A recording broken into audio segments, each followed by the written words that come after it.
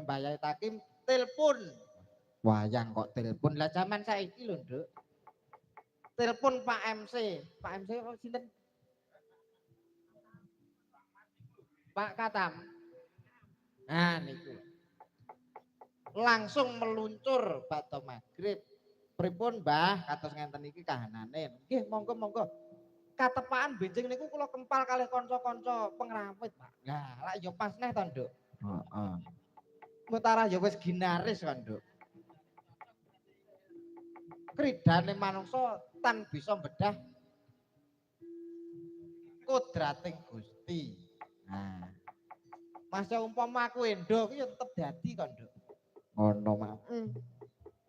Ya muga-muga awake dhewe khususé Mbah Yai Takim sak keluarga tangga teparo kelawan kadang-kadang pengrawit waranggana lan sedayanipun mugi-mugi tansah pinaringan dirga yuswa panjang umur berkah rezeki kang turah mlawah.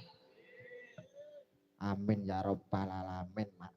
Nduk, matur suwun uga kelawan para-para ingkang wis sabiyantu. Sound system saking pundi, Mas? Niki, Mas. Dung Walo. Novanada uga di live streaming, Nduk. Wah, aku angger ngene iki mesti lali ya, Nduk. Wayangan nang dinding iki mesti ora tak sebut. Kaya ngono, Mak. Nduk, wong aku ki pancen sik kaya mbahku, Nduk, ora njowo live streaming. Wong wedok ku aku rung Jawa, Nduk, tenan. Streaminge ana pira, Mak? Ana loro. Sing siji saking lokal Ngawi, channelnya napa, Pak? Vanida. Malik Ngawi official. Manjih. Niki live streaming kanthi TikTok napa YouTube? YouTube. Wah, jane TikTok nonton di give pause, Pak, jenengan. Neng kudu koprol. Nanti. Sing angka kalih niki saking Rau Bojonegoro. Nah, niki channel jenengan Tasik Satria Laras nih kok Pak Tris. Dalam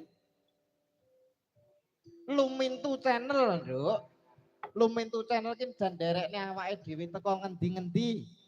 Wah, teko Ngerambe, teko Sine, teko Sawu Karangjati, wah teko Ndintin, Nduk, teko Pangkur. Pangkur wi 3 tahun iki rutin awake dhewe terus lho, Nduk, tengahan. Ngono, Mak. Ben 17 Agustus mesti awake dhewe. Sebabe nek nanggap Pak Deku kelarangan. Nanggap ponakane miring ya, Mak. Ora mung miring, Nduk. Jan ambruk kae.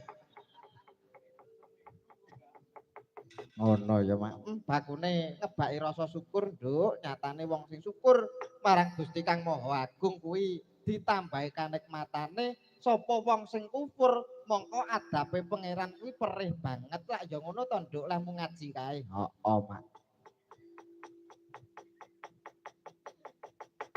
Ya muga-muga awake dhewe tansah lestari ya, Mak. Heeh, Nduk, wong nyatane para pelajar saiki awake dhewe ya wis melu handar beni, melu duweni. Ki meng sore iki rencanaku cah-cah Ibnu kene iki arep takon anu kok, Nduk. Takon apa jenenge? Takon nabuh. Sebabe apa, Mak? Lah Gus Yusuf karo kanca kancane iki latihan ning kene iki ya nyatane ya iso nabuh lho, Nduk. Iso nabuh tenan. Gangsaran karo lancaran. Dadi sak sore iki ya mau 6. Ya nabuh ya mau sak wilah tok kuwi.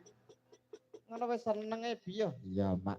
Iki rencanaku sok mulut, Nduk. Muga-muga dipangestoni kalawan para sesepuh.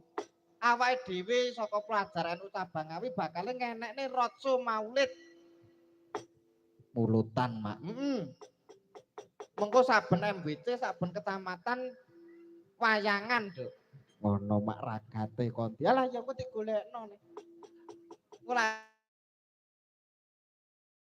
matur suwun marang sedaya Banom, Ansor, Banser kuwi sing melu sabiyantu uga, Nduk, ibu-ibu muslimat, mbak-mbak fatayat, sedaya ketua